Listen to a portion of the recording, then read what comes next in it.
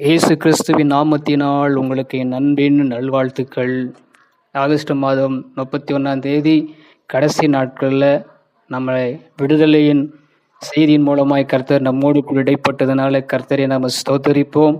இந்த மாதத்தில் இதை விசுவாசித்து நம்ம விடுதலை பெற்றுக்கொண்டோம், ஆசீர்வாதத்தை பெற்றுக்கொண்டோம் என்பதை நம்ம அநேகருக்கு தெரிவிப்போம்.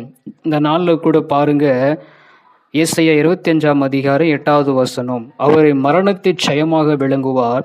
கர்த்தராகிய தேவன் எல்லா முகங்களும் இருந்து கண்ணீரை துடித்து தமது ஜனத்தின் நிந்தையை பூமியில் இராதபடிக்கு முற்றிலும் நீக்கி விடுவார்.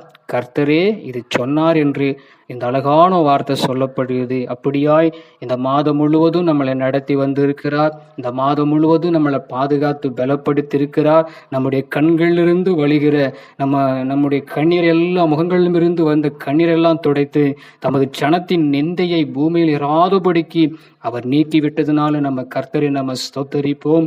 பாருங்க, எவ்வளவு அழகான ஒரு வார்த்தை.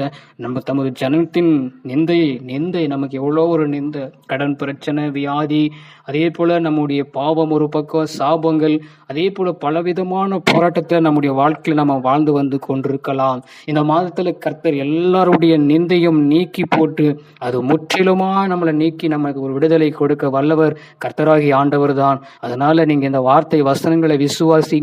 வரப்போற மாதமும் அற்புதமான மாதமாய் மாற்ற அவர் வல்லவராய் இருக்கிறார். கர்த்தர் தாமே இந்த வார்த்தை வசனத்தை கேட்ட உங்களை நிச்சயமாய் ஆசீர்வதிப்பார். இயேசுவின் நாமத்தில் ஆமென்.